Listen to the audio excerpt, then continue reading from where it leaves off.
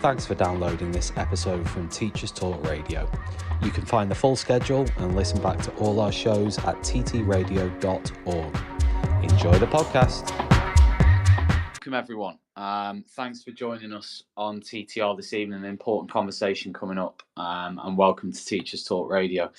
I'm Tom Rogers, and tonight we're going to talk about a topic that's become, I would say, more urgent, let's say, for teachers, for parents, for school leaders across the country, which is the growing influence, if you like, of this thing that we've termed, in inverted commas, the Manosphere, online misogyny, figures like Andrew Tate, and their impact on boys, particularly in our schools and within education. And you know, unless you've been sort of hiding somewhere, you've probably heard of Andrew Tate. But what I guess the last year or two has made many people realise is that is almost like the tip of the iceberg on what's beyond that and what's in that online world and what young people are talking about and what they're engaging with. So the question we're going to ask tonight is what schools should do, how schools should engage with it, how they shouldn't engage with it, how we teach masculinity in school, and that's in the age of algorithms and online extremism and all the rest of it. How do we put across the idea of masculinity? Is that idea debated? In terms of what it should look like? Well, of course it is. We know that, but we're going to sort of unpack that tonight. And this evening I've got multiple guests, and of course I'd like to open it up as well to anybody else who wants to get involved or call in or make a contribution to this. Then absolutely later on, just click the little microphone icon in the bottom left and actually get involved in the conversation and interact with us and call in. We've got Matt Pinkett, we've got Tommy Pastoral here as well, and also Maud Warrat is also probably gonna join us too. So we're going to have a number of different people sort of contributing to the conversation this evening. So whether you're a classroom teacher, a head of year, a DSL, somebody involved with this in some capacity in school, form tutor even, then hopefully this is gonna help sort of form some different opinions or points of view or help that you can take away with you for teaching this. And actually, for me personally, I'm looking forward to that as well in my school and being able to sort of take something from this conversation into what I actually do in the classroom, but also as a form tutor. And before we kick off and get started, it would be remiss of me to not mention our sponsors on the show this evening that are Kialo EDU. If you haven't heard of Kialo, that's KIALO Education. It's an amazing platform that allows you to discuss and debate with students in the classroom. It's particularly useful if you've got one-to-one devices. So just check them out at kialo-edu.com. That's KIALO. Have a look. It's free as well. It's free for teachers and for students to use. And our other amazing sponsor is John Catt Educational. So if you are interested in any sort of topic in education, they have an incredible library of books ready for you to get hold of at johncattbookshop.com, and you can explore their full range of titles there. And you can even use the code JCTTR2425 for 20% off your order. Right, let's get started by just saying hi to our guests. So, Matt, are you there? Hello, mate. Yeah, I'm here. How you doing? Oh, brilliant. Good evening to you. Do you want to give a very brief intro, Matt, to yourself, just for people listening who might not know you? Yeah, of course. So my name's Matt Pinkett. I'm an English teacher. I've been teaching over a decade now, 15 years or so.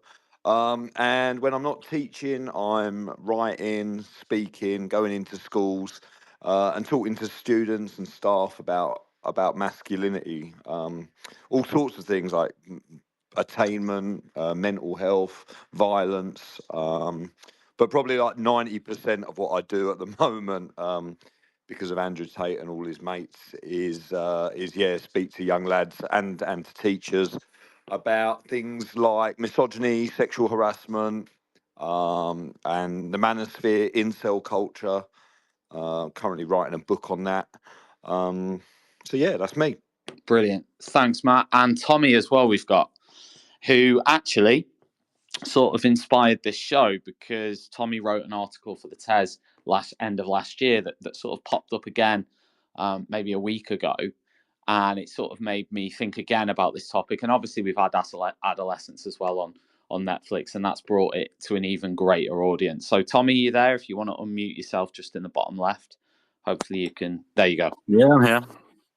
Amazing. Do you want to introduce yourself really briefly to everyone in terms of what your current role is? Yeah, so I'm Tommy. I'm a Safeguarding and Welfare Officer, Deputy DSL. Been in education for about 12, 13 years, something like that now, I can't remember.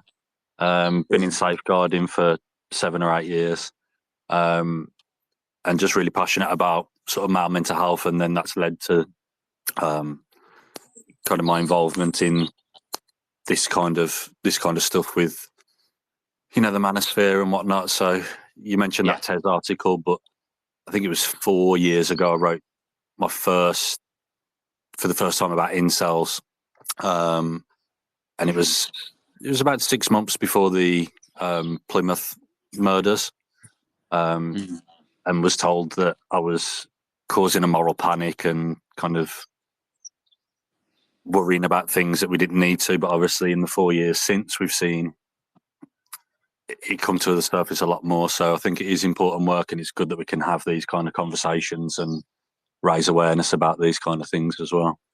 No, spot on.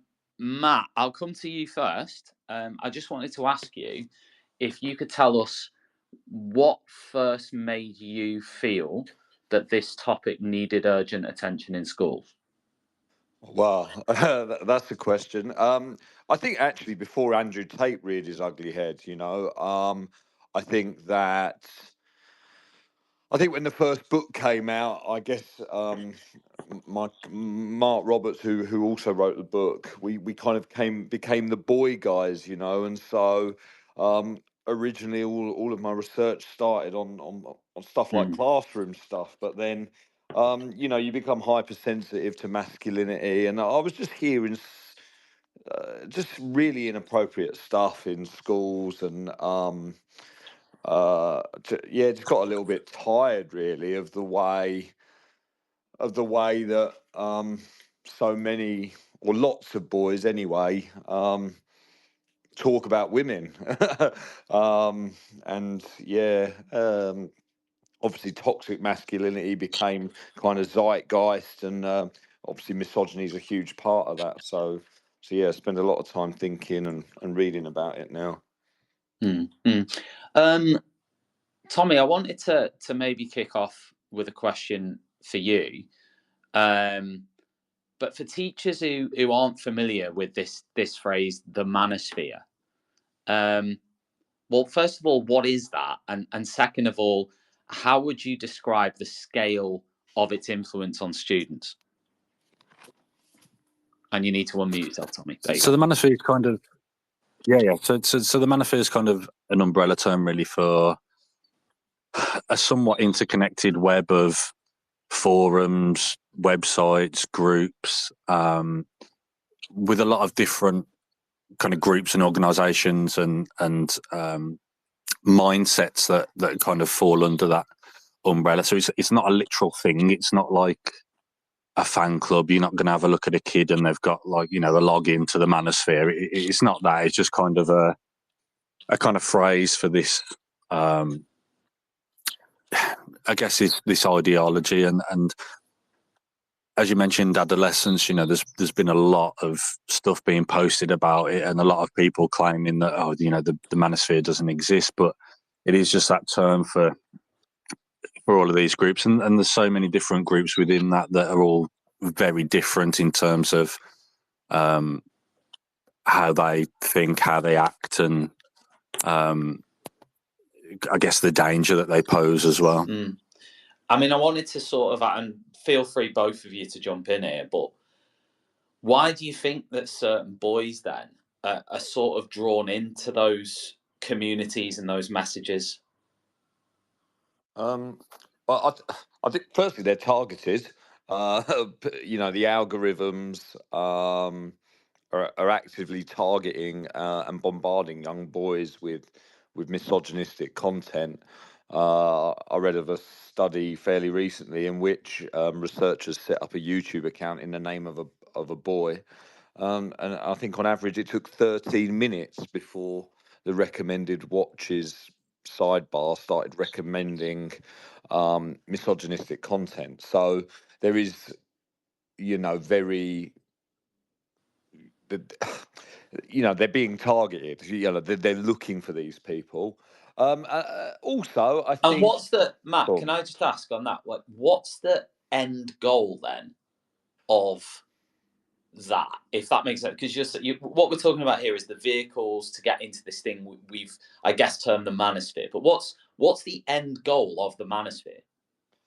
well, well, there are actually a number of niche, disparate communities within the Manosphere. Yeah, So, and actually, lots of Manosphere communities kind of disagree with each other. yeah, If we're talking about incels, which is probably the most renowned group yeah, that exists within the Manosphere, well, I guess their aim is to wake people up to the fact that women are superficial. Um, Creatures, to use a word that lots of incels use to refer to women, and make people realise that men are biologically deficient, and that women will manipulate us and toy with us, and basically what incels want to do is to wake people up to that fact. yeah. No, that makes perfect sense. So, Tommy, in school, because you're obviously in school, so am I. But I mean, as a classroom teacher, um, I would say my sort of not awareness, but the way I would see this is probably a bit more limited, right? As a history teacher, okay. So I wanted to ask you, from your role within the safeguarding DSL sort of role, how prevalent do you think this is, and why do you think certain boys are drawn to these messages? I think it's pretty prevalent, but it for a lot of the kids, I would say it's under the surface, so it's not necessarily showing up in their behaviour, and it's not, you know, sort of glaringly obvious. Yeah. A couple of years ago, we had, I think they were year 9, and they had ran like a lunchtime debate, and it was Andrew Tate, like villain or hero, and they'd done this debate, and pretty much the whole year group were there, and kids that were, you know, you'd never had any issues with them, really, really smart, really good kids, and they'd just been completely taken in by it. Like they were just regurgitating all of these talking points. What sort of, like, give me an example of a talking point. Like, give me. Just about the kind of that, I guess what's been called that aspirational misogyny, and the need to you know, look a certain way and have a certain amount of money, and women are only good for this, and women shouldn't do that, and Yeah. I can't remember the exact Well, we get comment the that vibe. a guy come out with, but it was, yeah, it had gone on to something about like sort of sex work, and I was just like, what, like, and the problem is when you actually start kind of digging into it and questioning, that they can't answer it, because all they've got is that little TikTok 2-minute clip to kind of regurgitate. There's no depth to their viewpoint. It's just what they've been bombarded with, as Matt said, with the algorithms. And like I said, not all of them you're gonna see that unless you kind of dig into it and question. But we do see some where it is apparent, like you know, pushing their friends into girls in the corridor, going up to girls to ask them out for a bet, saying numbers as girls walk past because they're rating them out of 10 on certain body parts. Difficulties with female members of staff in terms of their level of respect.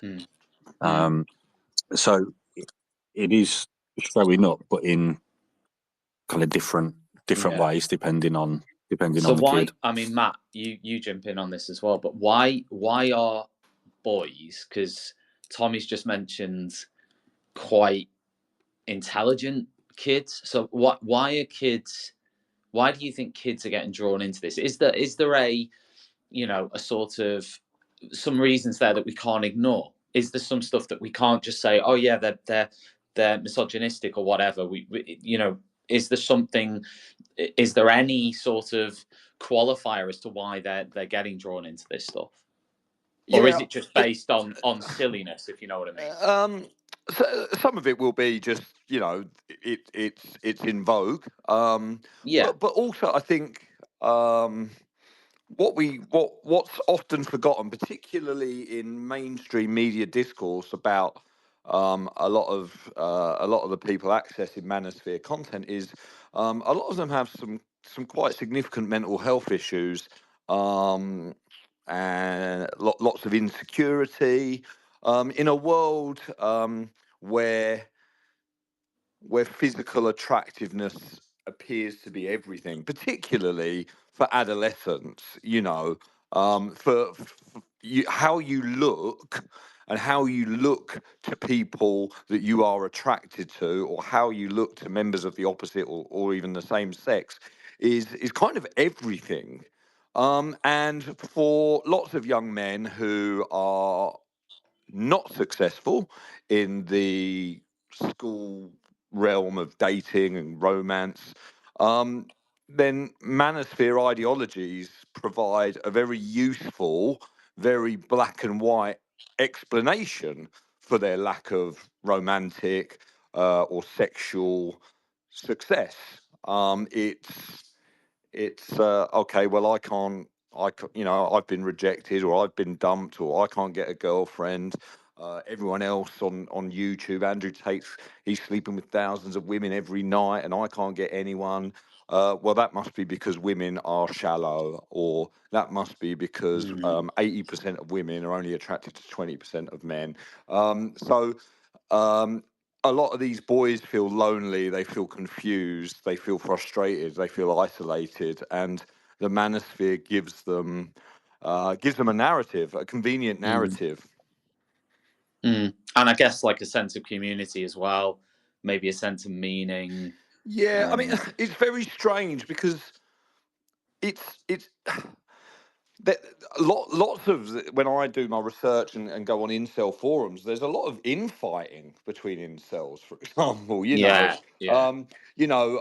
saw a tweet fairly recently in which a young lad expressed a wish to die by suicide, and for every comment that said, look, you're too young to be an incel, just give it time, you might be able to improve your dating and all the rest of it, for every comment like that, there was 10 more giving him advice on how he can kill himself. So it's yes, a community, but a very fractious community. Yeah. Tommy, you in the safeguarding sort of deputy DSL sort of arena, what are some of the early warning signs for you where you might sort of think that a student was engaging with the content, and also how do you like distinguish between a kid who's just trying to be maybe a little bit different, a little bit edgy, a little bit provocative, versus someone who's actually getting involved in these sort of belief systems? I think with the nature of social media, a large percent are engaging with it just purely because it's going to come up on their algorithms. How much attention they pay it is another matter. And like you said, some kids are just going to say stuff for the, for the dramatic effect and for the laugh. But I think part of that is where I said, digging into the conversation and giving them a chance to talk. And this is where that kind of call in, don't call out kind of thing comes in, because if someone says something, really out of pocket and really misogynistic and violent, you just go down, okay, that's out of order. There's your detention, there's your suspension, Yeah, whatever, sure. and leave it at that. Then you're not really getting anywhere. If you have that chance to, okay, here's your platform, talk to me, let me hear your viewpoint, let me tell you mine. For someone that's just kind of looking for a response, it's going to be quite a shallow argument. They're not going to really have much.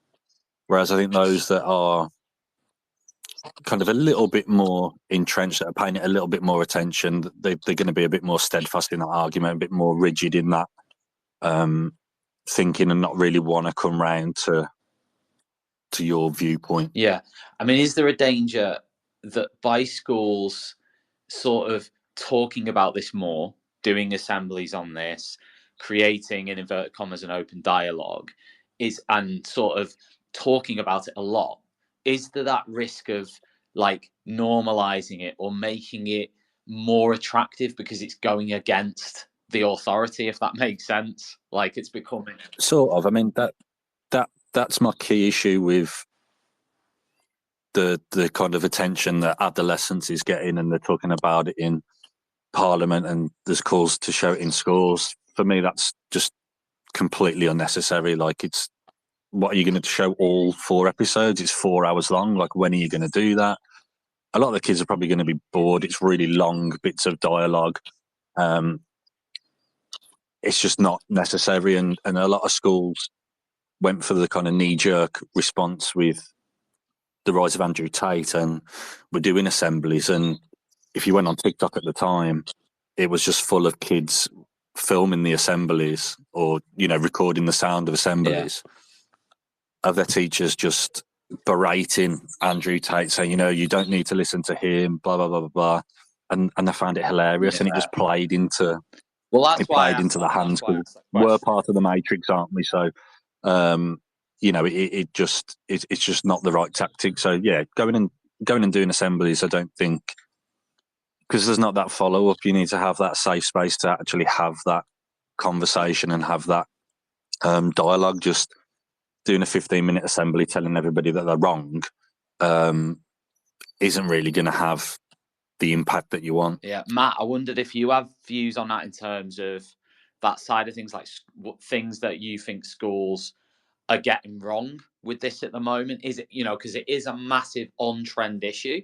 I personally think there's always a danger when something gets more mainstream, if you like, that there's suddenly a big clamour to sort of talk about it more, to do more assemblies, to always be sort of referring to it, to use words and phrases all the time, to talk about someone like Andrew Tate all the time. Is this like, is that positive, or would you say, like, where would you sit in terms of the dangers on that for school?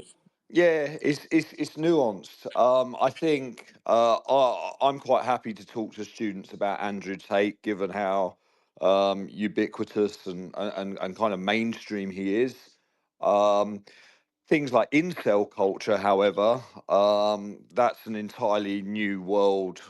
That some very dark content, and I'd be very reluctant to talk openly about inceldom to students. In terms of, is it a mistake to talk about it?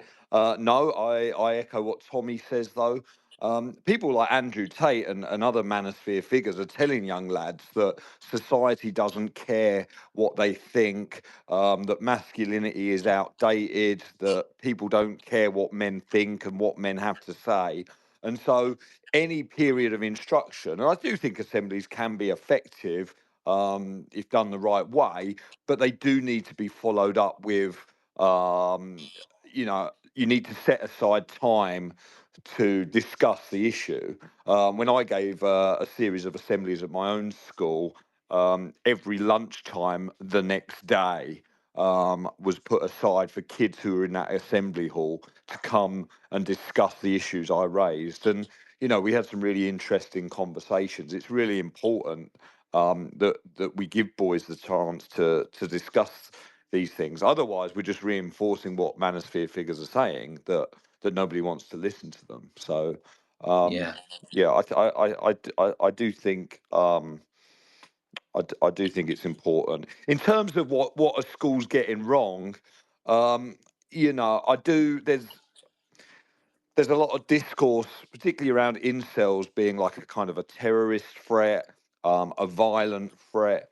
Now, undeniably, when an incel does decide to become violent, and we see things like what happened in Plymouth or Elliot Rodger over in the States, it can be devastating. But in actual fact, uh, incidences of incel violence are relatively small. And I think that perhaps our tendency, quite a natural, understandable tendency to villainize incels or villainize people who are engaging in that content, particularly when we're talking about young children, can detract from the fact that actually what a lot of these boys need is our support. And I know that's a controversial thing to say. I'm not saying that they shouldn't be punished. Any kind of hate speech or any kind of misogyny needs to be dealt with. But I really do think schools need to recognise that actually, when you look at the profile, for example, of what an incel is, they're often very, very depressed. A study of US and UK incels found that I think it was 18% of incels have thought about suicide every day for the past 2 weeks. And you compare that to the actual population, which is about 1% have suicidal thought every month. So there are issues that we need to be aware of in relation to mental health. Yeah, no, spot on. I think Maud has called in. Maud, good evening to you. Hopefully, if you can unmute yourself in the bottom left. We'll come back to Hi. Maud. Oh, hello. Yeah. Good evening. You Hello. okay? Sorry. Yeah, Hi. it's all right. Maud, Yeah. you teach MFL in school, don't you? Still. Yes, I do. I was wondering if you have sort of a view on this in terms of whether you think that this manosphere in inverted commas is, how big an issue do you think it is with students? How's that manifesting itself in the classroom? And what are your thoughts on what schools or teachers should be doing about it? Well, I wanted to start by saying it's really tricky to broach the subject with teenagers because, I mean, if you look at the staff, it's 70%, more than 70% of staff are female staff in the UK. So we are in a difficult position. Obviously, if you want to have a feminist take on the issue, you might get ridiculed, or you might get pupils who are argumentative, or just trying to contest what you're saying.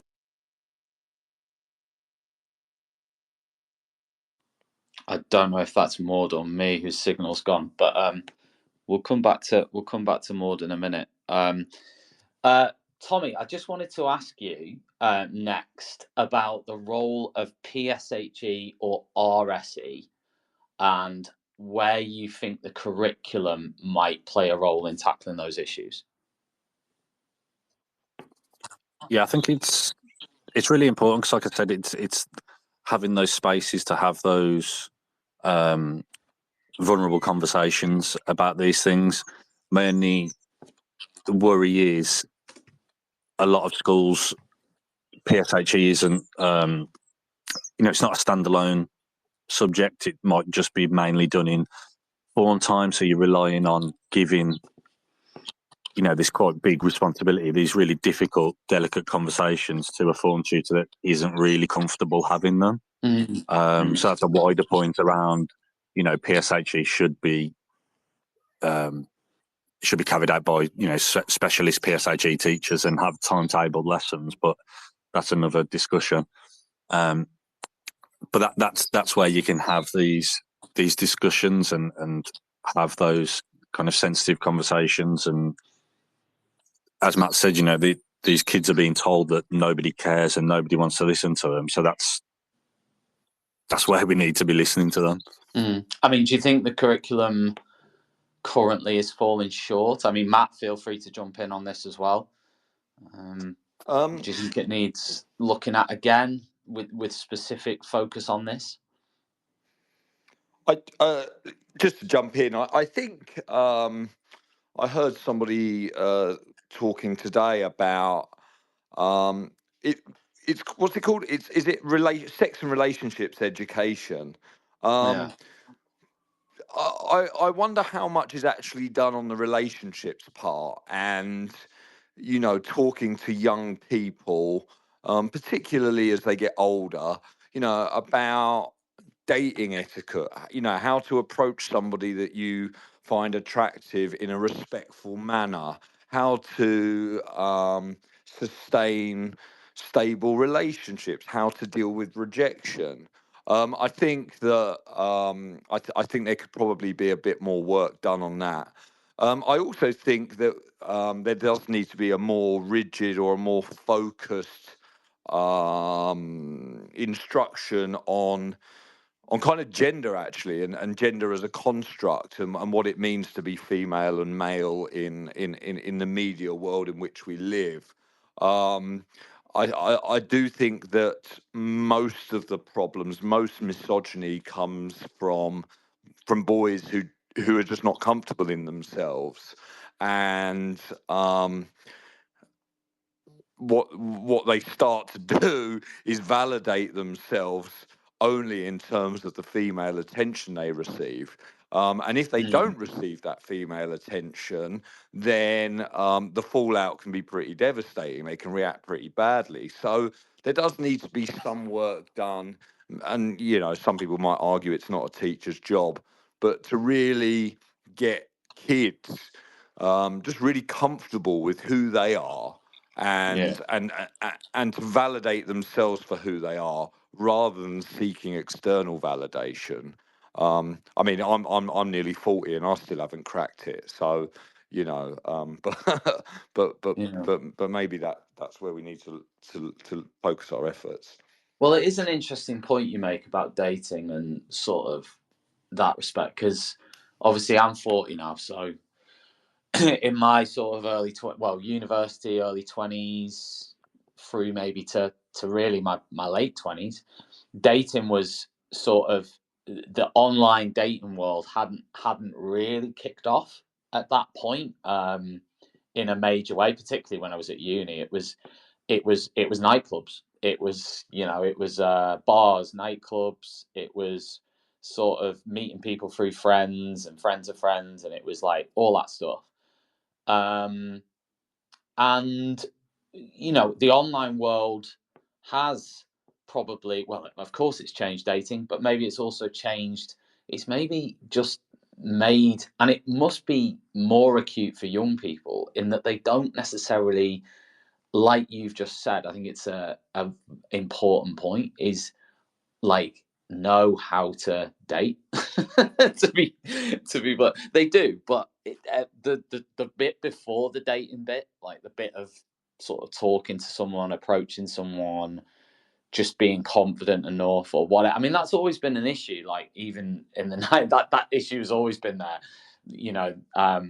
since the dawn of time, pretty much. And that's why a lot of guys drink, on a night out or whatever. But also, I guess there's also that element of, do boys now feel a bit sort of more, I don't know, like insecure about what to say and how to go about that and all that stuff? Being honest, I don't know. Yeah, I'd agree with you. I don't know what Tommy thinks.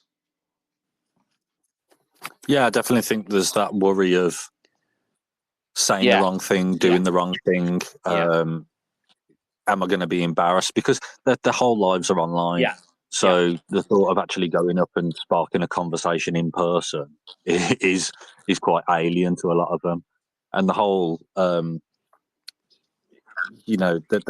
conversation around how to have a healthy relationship, how to date. I know from some of the amazing PSHE work that's done in our school, they really don't understand what a healthy relationship looks like. And especially with, what do you call, like the pornification of relationships now, for boys and for girls especially, there's just a real, quite dangerous misunderstanding of what normal, what would be deemed as a red flag. It's actually quite worrying. And they have so many different class of, you're not just, you kind of referenced 20 odd years ago, you used to just ask someone out and then that was it. You were going out.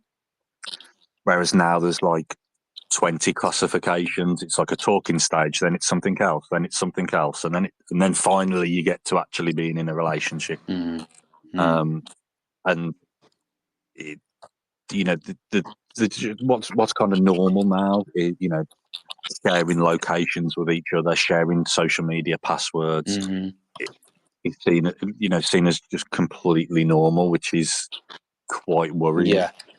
Debbie, I think you've called in if you want to say something. Yeah, I do. I worked in a school with teenagers, girls and boys, and there was an incident of a teenage lad, must have been 13, and a girl, 13, where he was walking behind her and he placed a plastic cup on her head, and obviously when she looked round, he was like looking at the ceiling and things like that. Now, to me, that was him trying to actually, get attention from the girl, if you like, in like a 7-year-old's mind. I think that's how they used to do, pull the pigtails, all that sort of thing. Yeah. He was then reprimanded for sexual harassment for that incident.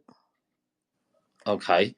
And I find that people, schools, parents have lost all of that information of thinking and looking at the teenager and just speaking to them. Because a lot of them have not got those skills. And like you said, PSHE, is once every fortnight, an hour. I mean, that's not. They should be like life skills for this, especially with the boys' schools. Matt or Tommy, any sort of comment on that sort of point, wider point? I mean, obviously, just to say we don't know the context of that, the full context, so we don't know sort of whether that was a one-off incident or whatever. We don't know from that story. Just to be clear on that. Okay. No, okay. yes, it was, because I had to investigate it. Okay. Matt, the behaviour. Any thoughts? Yeah, I mean, I think if schools were a little bit clearer on exactly what constitutes sexual harassment according to the guidelines, we wouldn't have these sort of issues. I still, I think in most schools, kids and actually even the teachers don't know exactly what constitutes sexual harassment. I could ask the question now: do the Department for Education in keeping children safe in education, do they state that wolf whistling is a sexual harassment behaviour? Now, if you all think, the actual answer is no, they don't. But most teachers would say yes, it is. It should be. But the point I'm making is that schools are absolutely nobody knows. Nobody knows what sexual harassment looks like, when all we have to do is let the kids know, let the teachers know, and let the parents know. And I honestly think that would have a transformative effect on reducing incidences of sexual harassment. A lot of kids committing sexual harassment and not realizing that what they're doing is sexual harassment. We need to be a lot more direct, a lot more explicit, and a lot more open about making it clear to all stakeholders what it looks like, why it's wrong, and what you're going to do about it when it happens. But I think also the PSHE that they have in schools has got to be relooked at what they're teaching them. You know, some of these teenagers, and I'm in my 60s, so some of these teenagers knew stuff about sex and everything and that even I didn't know at 60. And you know, I think the whole curriculum around that needs to be changed and looked at in that sense that it needs to be about the relationships and, building up their self esteem as well.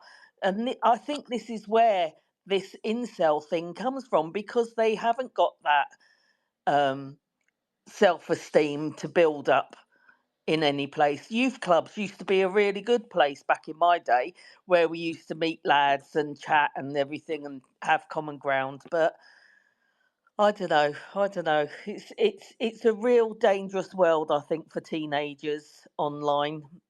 Real Mm. dangerous world. Debbie, thanks so much for calling in. It's a really good contribution, which we'll continue to reflect on in the course of this conversation. That was great. Listen, if anybody else wants to call in as well, then obviously feel free to do that, and we'll try to get to you in the course of the next sort of 20 minutes or so. What I'd like to move on to in a minute, Matt and Tommy, is around what the schools who are doing a good job with this stuff are doing. So, if you like, best practice in this area, I guess, and how some schools are taking like a proactive approach maybe to this, and what they're actually doing to do that, and and thinking about the teaching of masculinity as well in particular. Just before we sort of segue into that, be a good opportunity for me once again to shout out to our sponsors on the show this evening, that are Kialo EDU and John Catt Educational. If you want to find out more about Kialo, which is an award-winning free discussion and debate platform, it'd be great for some of the issues we're actually discussing tonight, then go to kialo-edu.com. It's completely free for teachers and students to use. I tested it 2 weeks ago in my class. It was really, really good. It's kialo-edu.com.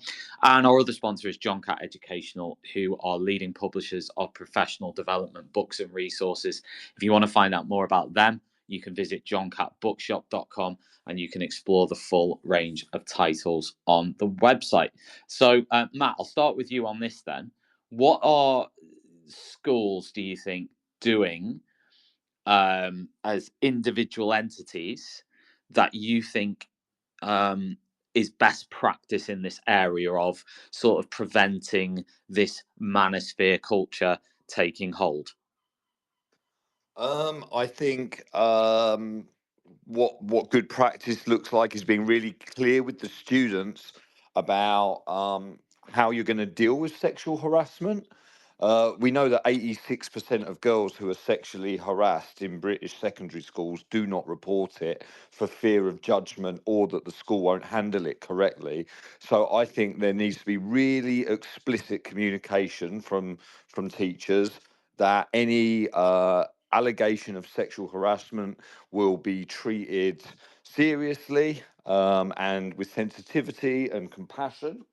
Um, I think that the other thing that good schools do is come down hard on pupil to staff sexual harassment. There are far too many female members of staff being routinely subjected to sexual harassment or sexualized comments every day. And that's brilliant.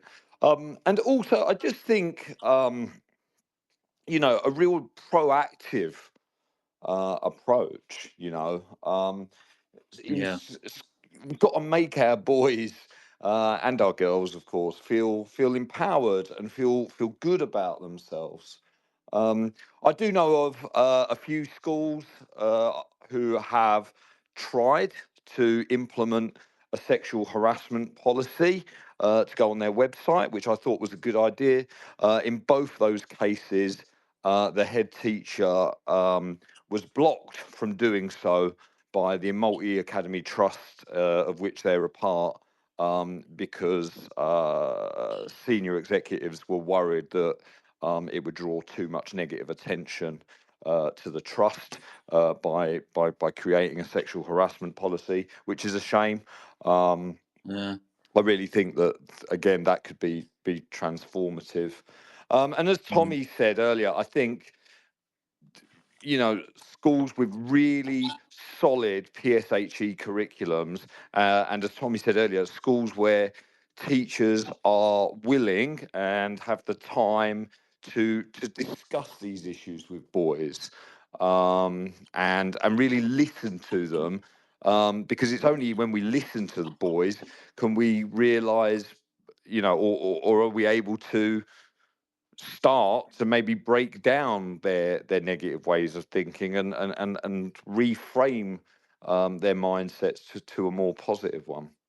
Yeah, I mean, Tommy, I know you mentioned in the article you wrote about this idea of call in, not call out. So I'm presuming that for you is part of this best practice in schools. So do you want to just tell us a bit about that in a maybe a real classroom situation, how you see that playing out? Yeah, so it's obviously I kind of touched on it earlier, but if Matt had mentioned, there's a lot of instances of student to teacher sexual harassment and sexualized comments and stuff. So obviously that needs to be handled there and then with in line with the behaviour policy. But again, it's that thing of not just ending it there and actually bringing that student in and trying to discuss the why and being curious about the behaviour and what's underneath it. Which again, kind of Matt said earlier, it can get difficult. It's some people kind of don't want that, and I dare say, you don't want to mention about relationships on Twitter sometimes because you can get hounded. But it's part of that. It's putting that trust in the student and showing that you're willing to listen and listen to their point, so that you can show them a different way and make them see that, okay, this is completely out of order. Just giving them a detention or a 1-day suspension and a day at home probably isn't going to drive that point to them. So instead of calling out the behaviour and just saying that it's reprehensible, it's bringing them in and actually trying to get to the bottom of it and trying to change that behaviour rather than just disciplining the behaviour and leaving it there. Yeah, I want to sort of dig into this idea of teaching masculinity and what masculinity is a little bit. So, Matt, I mean, it was mentioned earlier. I think it was Tommy who mentioned it actually, around this idea that influences within this manosphere space talk about, but they talk. So when we were saying earlier about it's about being really rich, having loads of girlfriends, being really like super ripped, and being really sort of bold in everything you do. But there'll be others who would sit there and say, okay, that's actually translated as discipline, strength, financial success, leadership, and there'll be many out there going, okay, are these qualities we associate with traditional masculinity, and therefore is there an overreaction, or is there a miss sort of I don't know, labeling of these things as negative? Yeah, I mean, I take issue with the idea that strength, discipline, and working hard are purely masculine concepts. Some of the strongest, most disciplined people I know are female. So I think there's work to be done in deconstructing that idea with young people. But they are ideas associated, whether women have those traits or not. They are ideas that in the past have been strongly associated with traditional masculinity. Yeah. And I'm just making the point that, well, I'm not making the point. I've seen many, many others make the point that these things are not negative things, but they're being framed maybe by these influences in a negative way. Yeah. Okay. Yeah. I mean, they are positive traits. I think. To be honest, I used to say to kids myself, I used to say, well, I can see why some of you look up to, say, Andrew Tate. He looks after his body, he trains hard, he advocates He talks often about hard work. And the kind of things I talk about is the need to work hard. But I've since come to the realization, like, yeah, he works hard, but what is he working hard at? And it doesn't matter about the good you can see in him, maybe, or any of these influencers. All of that is up the spout the moment that they are denigrating women. So Andrew Tate could be the most disciplined, hardworking, athletic man in the world. But the moment he starts saying it's okay to hit women in the face with a machete, he undoes all of that. And also, what I would also say about a lot of these influencers, so much of, how happy are they really? How happy is Andrew Tate, despite all his hard work, his athleticism, and his discipline? How happy is he really? What's his end point? Where's Andrew Tate going to with, and I'd say that about lots of these influencers, particularly some of the pickup artists who are teaching young boys how they can, sleep with lots of women. Is that happiness? And okay, they're putting the work in and they're working hard and they're working on themselves and they're looking great, but all of it is so superficial. So ideas about traditional masculinity are fine if they're getting you to an end point where you are having a positive impact on the world and you are happy in yourself. But the fact is, a lot of these people, I can't see any genuine signs of happiness. I see anger, I see resentment, I see bravado, but do I ever see genuine happiness beyond just being a smug so and so? I don't have to remember what time it was. The answer is no, I can't. So. And I think that's a good conversation to have with those with boys and young people. It's like, what does happiness look like to you? What do you want from your world? Because Long. I know Gareth Southgate was talking about this, wasn't he, the other day? Yeah. And he was talking about like role models, but it's interesting. I mean, do you have anyone in mind where you think because quite often there needs to be a viable alternative role model, doesn't there? Saying, oh, Gareth Southgate is a viable alternative role model. I'm sorry, a lot of kids just aren't going to see that. Do you know what I mean? Yeah. That's not to say there aren't other viable alternatives, but they're just not gonna. They're not gonna look at for right or wrong. That teenage boys aren't necessarily going to look at Gareth Southgate and say, "Oh, I'm going to be more sort of drawn to you than someone like an Andrew Tate." But obviously, there are other examples out there, aren't there? I could imagine someone like Ashley Walters, for example, would be, somebody who maybe, an alternative. But I just wondered what you thought. Whether you would say in these sort of contexts, well, rather than sort of going towards these influencers or this influencer, could you have a look at this influencer or these influencers? Or whether you think that's just getting into the trap of getting them more into that online world way of thinking. Sorry. So the question is, do you think? The question is, do you think that we should be actually pinpointing and referencing alternative influences? Because in my opinion is we should.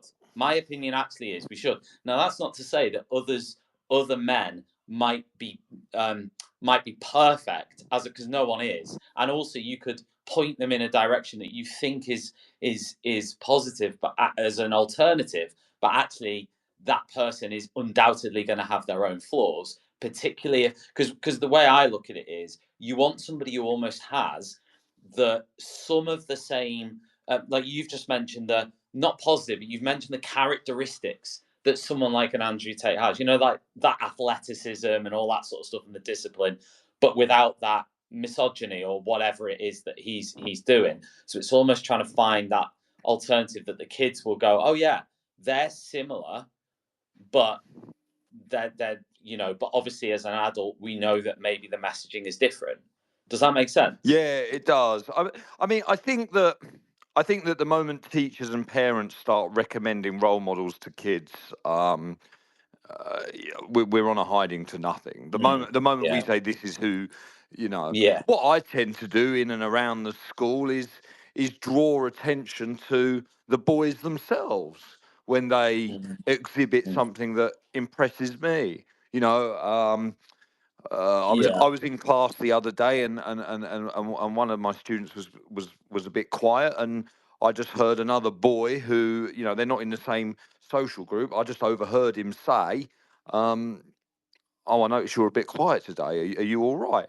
You know, and I kept him behind I kept him behind at the end and told him I thought that was a really impressive, kind of inspiring thing to do, just checking on Yeah. somebody. But you know, and I think that there are role models and there are positive examples of masculinity around us all of the time. We just got to get better at spotting it and celebrating it when it happens. And also, of course, let's not forget that it it doesn't have to be men. You know, boys don't necessarily.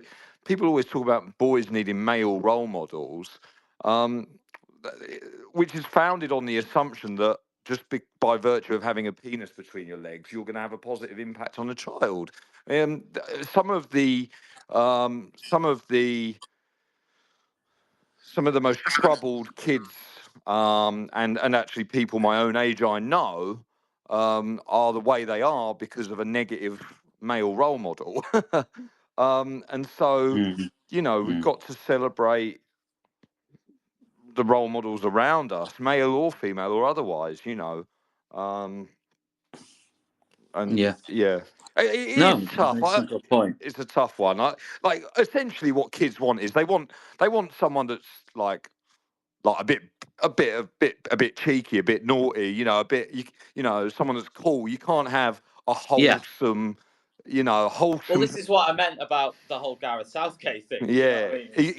he's just too wholesome, isn't he? You need Yeah, someone with an edge. this is what I mean. This is exactly what I mean. So even though I agree with you, you know, maybe necessarily naming isn't like the best way to go, but I do think that, and also I completely agree with everything you said. But um, I guess the issue is that, or the issue that's being reported is that young boys are looking for that masculinity, if you see what I mean, which that they're going to try and find in you know men that they can see. I mean, there's a lot within football or within sport, isn't there? There's a lot, you know. Maybe there's people, individuals within that sort of arena and stuff. But yeah, it's a tricky one. It's a tricky one, because, like you just pointed out, they don't. They it needs to be someone in inverted commas who is sound, who is in inverted commas all right, who's in inverted commas cool, whatever word you want to use. Yeah. It can't be like that's cringe. It can't be. And No. quite often, as you say, the sort of squeaky clean individuals who never seem to put a foot wrong, they're not going to necessarily appeal, are they? No, Well, they might. no. They might for some kids, but you know, Yeah. but a lot of kids they're not. They wouldn't have for me anyway. When I was a teenager, it wouldn't have for me. You know. But I think that sorry to jump in. I think that's why there's been a lot of talk about, like, you know, the pushing the role models, but it's values that we should be kind of pushing more, and that can be in anybody. And I think that's why it's important. And you know, I've took it on myself to do a lot of this kind of stuff, and working on myself, and you know, put myself through therapy a few years ago to not be a hypocrite, and to practice what I preach, and But it's not about you know, being be very perfect either, is it? open about that. It's not about being perfect. It's not even about No, being exactly, right. and that's part of the problem with No one at any point in their life. Well, I mean, even people who've been through therapy. I've had session therapy. You've had session therapy. I'm not going to speak for Matt, but loads and loads of people have, right? But the issue, no one's ever in a place. Well, maybe somebody does get to an absolute equilibrium where they're just like feng shui all the way, right? And everything's just completely great. But most people are flawed. Most people are not sort of 100% right at any given time. Maybe they're better, but I think it's about just trying your best, isn't it? And just Yeah, absolutely. as a guy. And I think modelling, and especially in school for male staff in school, is modelling those, you know, sort of positive male relationships. And it doesn't have to be, you know, all showy and in the face, but just in the way that they are, in the way that they interact with others and with other male colleagues, and just basically showing them that it is okay to not, you know, you don't have to be this hyper masculine kind of thing, because it is lonely. Being a boy and stuck in that masculine kind of hyper masculine mindset is lonely. And I spoke to some sixth form students last week, and I said to the girls, you know, if it's one of the girls' birthday, how many of you are getting a birthday card? All the hands go up. I said to the lads, how many of you are going to buy your mate a birthday card? Not a single one. You rarely would even get a happy birthday, especially when I was at school. You get birthday beatings, but you wouldn't get a proper happy birthday. And then as you get older, you might get, you know, they'll buy you a pint, but that's about as emotional and attached as it gets. So it's just showing that it is okay to actually have emotions, to actually have relationships, and modelling that. And those role models need to be in their everyday lives rather than some. I mean, I think for me, celebrity. I've always been too open. I've always been really vulnerable in everything I've done, even as a teenager, as a kid.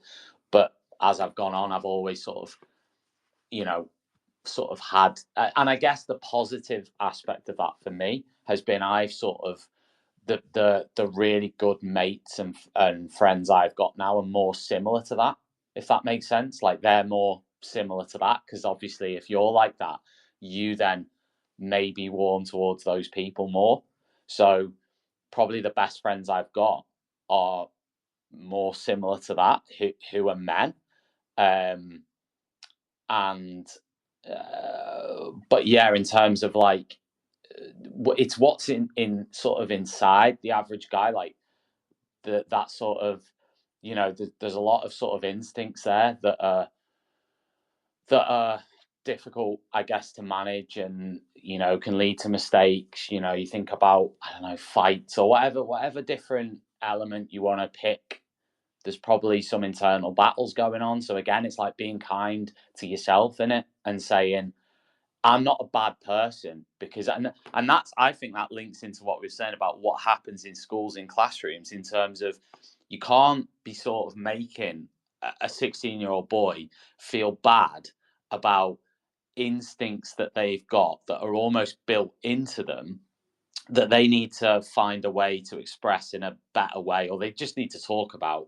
But actually, the instinct itself is almost built into them. So, you know, it's and that's where you've got that danger of, you shouldn't be like that, or you shouldn't do that, you shouldn't think that way. Yeah, absolutely, because they're probably expressing it in a very unhealthy way. But do you see where I'm going with it? I don't know. I'm definitely. just literally rambling that's where that I'm rambling on a monologue, but I think I know where I'm going with it. Yeah, it's that, and that's where that curiosity comes in, and that's where having those, you know, vulnerable conversations, that's where the impact is. Because, you know, for a lot of boys, a lot of men, we've been socialized to think a certain way, to act a certain way. I'm 36 and I can't cry. I literally cannot cry because of how I was brought up, and the repercussions of, if I cried, what would happen. So I can get, you know, if you need to sneeze and it kind of doesn't come through and then it disappears. Yeah. That's Mate, what Tommy, that's what you're crying's lucky, mate, like because for I'm me. crying all the time. Like, I don't know. I'm like, I said the kids that come and see me at school more than make up for it. So I'm no, but I take your point. crying through them. Take your point. But It's that you know, repression, in it. so we do have to have that. Like I say, you know, if they do something awful, then absolutely that needs to be followed through, and that needs to be dealt with in the appropriate way.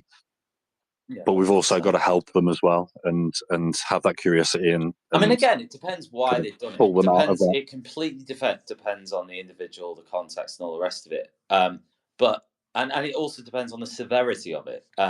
Like, there's never an excuse to be violent. There's never an excuse to be sort of physically abusive towards. So there's just never an excuse, in my opinion, right? But obviously, some of the sort of ideas, like I said, there's stuff in there that's almost instincts that are in there, and enough conflicts that are in there, that, you know, and flaws that are in there, that are in every human being, to be fair. And that's what's maybe drawn some of them to this really unhealthy, in inverted commas, manosphere in the first place, because they almost say, oh yeah, we accept that, but also we're gonna sort of maybe preach something to you that's unhealthy on the back of it. But actually what they need is, yes, we accept that, but here's, you know, but this is what you need to do, and this isn't the way forward. Do you know what I mean? There's two avenues there to take. And then you've got a third, which is, no, we reject what you're saying. It's terrible. We're judging you as a bad human being the moment you open your mouth, not addressing necessarily just the behavior, but we're actually saying you're a bad human being. You're a tape follower or whatever you are, and that's who you are. That's your identity, and you can't. You know, you're terrible for what you said. Blah blah blah. Right? And that's. I mean, it's the same with any behavior in a classroom, in my opinion. Like, you need to address the behavior and not the person. Say, you know, I like you as a person, but the behavior you've just exhibited is really bad, and it's not got a place here, etc. And you can transplant that into this scenario of the whole, you know, somebody says something that's misogynistic or perceived to be misogynistic, whatever, and then it's almost like stopping that jumping on it, if you know what I mean. Yeah, and it's that careful conversation and trying to get them to see that these influencers don't actually care about them, that they don't have their best interests at heart, and they are actually exploiting them, because it's a massive grift at the end of the day. Like, they all make a lot of money out of it, sure. And it's trying to get them to see that that's actually not the path to happiness and being content and being happy in who you are, and actually there is another way, and you can still have those.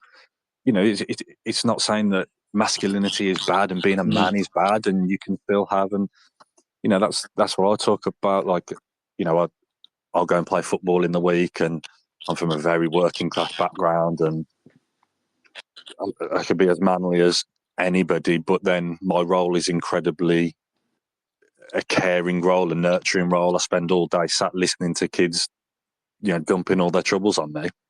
So you don't have to be pigeonholed into one kind of way of thinking and one way of behaving. No, and actually, in terms of strength, it's not just the physical strength, but, you know, having that mental strength to question those things and question yourself, and, you know, go through all of that. That's where the strength lies. Which is less likely you're going to do when you're 15 anyway. I mean, when you're 15, you don't really know what you're doing. Like, you don't know what you're doing. Like, well, maybe I'm being... I mean, to be fair, a lot of the kids I teach now, they do know what they're doing. But I didn't know. I didn't have a clue when I was 14, 15. I didn't know what the hell I was doing. Yeah, if I'd have been in the online world, I do think I would have been influenced by different things. And that's the difficulty in it, because I didn't grow up in that world, so I have no conception of what it's like to have all those messages being bombarded on you all day, every day, like literally all day, every day, unless your school bans your phone or whatever, right? But in the evening, I'll stay up till 1 o'clock just watching videos with these messages in. Like, a lot of them will be influenced by, like, I would have been influenced by that. Like, I would like to think my parents were quite strict, so they would have probably said, no, you know, you gotta go. Like, they would have maybe latched onto that a little bit, but who knows, because they didn't grow up in that world either. Yeah, and it's hard not to be, and you could still have strict parents, but they think that, okay, he's just in his room on his phone, so he's all this right. is what I mean. Yeah. You know, he's not out on the streets and getting drunk over the park. You know, he's a good lad and he's just on his phone. So what harm can it do?